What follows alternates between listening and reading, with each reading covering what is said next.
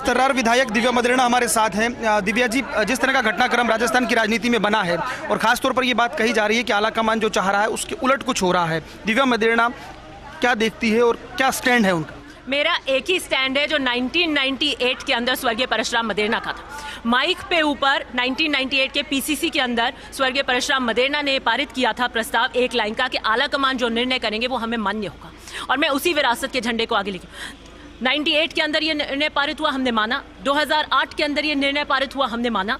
2018 के अंदर ये निर्णय पारित हुआ, हमने माना। 2020 के अंदर जहां अधिकृत विधायक दल की मीटिंग हुई, जहां पे कांग्रेस प्रेसिडेंट ने ऑब्जर्वर्स भेजे, मैं वहां उसका हिस्सा थी। मैं उस वक्त भी किसी गुट का हिस्सा नहीं थी, मैं आज भी किसी गुट का हिस्सा नहीं हूं। मैं 52 से लेकर आज ये 15वीं विधानसभा का 15वां टिकट मेरे परिवार में। ये निष्ठा और विश्वास पे, मेरे दादाजी ने कहा था पथ पर पैर नहीं विश्वास चला करता है, और उस कांग्रेस के प्रति मेरा विश्वास अचूक है। उस झंडे को मैं चलाई। लेकिन गहलोत गुट कह रहा है कि निष्ठा की बात है, जिसने पार्टी को बचाया 102 लोगों में, इसमें आप भी शामिल रही, उन्हीं में से बनाइएगा।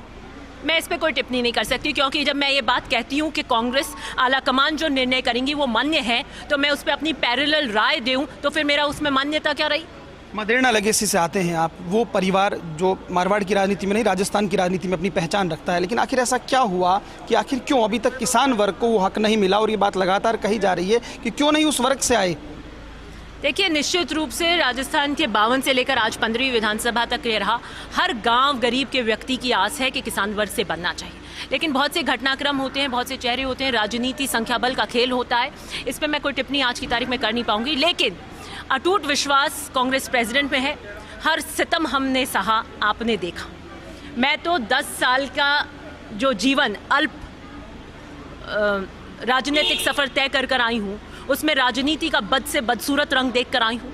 कम उम्र में इतने कड़वे अनुभव लेकर आई हूँ कि मुझे नहीं लगता 200 विधायक ने वो जिया जो 10 साल मैंने जिया।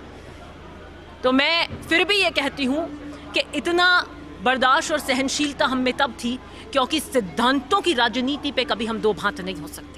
सिद्धांतों की राजनीति में कांग्रेस की निष्ठा पर, आलाकमान के प्रति अपनी निष्ठा पर हम कभी प्रश्न चिन्ह नहीं लगने। इसलिए बहुत बात हो रही वफादारी और बेवफाई पर। व्यक्तिगत इंटरेस्ट से ऊपर उठकर पार्टी देखनी पड़ेगी। मदेरणा साहब ने 1998 में भी कहा था व्यक्ति की पूजा नहीं हो सकती, व्यक्ति से बड़ी है पार्टी, और उन्होंने कहा मुझे नहीं, और ये निर्देश सारे विधायकों को कहा था कि आलाकमान ने जो कह दिया वो मानना पड़ेगा और विद्रोह का एक शब्द नहीं आना चाहिए। तो मुझे लगता है जब वो एक लीडरशिप के रूप में ये कमांड कर सकते थे 98 में, तो हम अगर बहुत स्ट्रिक्टली, अगर बहुत कड़काई से ये कहें कि नहीं, आलाकमान के ऊपर आप इस तरीके से नहीं कर सकते, तो इतनी क्षमता विधायकों में नहीं हो सकती कि नेता की बात ना माने। चलिए, शुक्रिया। तो देखिए, ये थे दिव्या मदेरणा, जिन्होंने साफ तौर पर कहा कि वो पार्टी आलाकमान के स्टैंड के साथ हैं। साथ ही साथ उन्होंने कहा कि किसान वर्ग को भी मौका मिलना चाहिए। यानी कहीं ना कहीं ये बात भी उठ रही है, और जिस तरह से लगातार चीज़ें चल रही हैं उसमें दिव्या मदेरणा का स्टैंड यही है। उन्होंने ये बात दोहराई कि 1998 में जो हुआ था वो सब जानते हैं, लेकिन मैं आज भी पार्टी की सच्ची सिपाही के तौर पर खड़ी हूँ। कैमरा पर्सन सुरेंद्र के साथ Lakshman Raghav, First India News, Jaipur.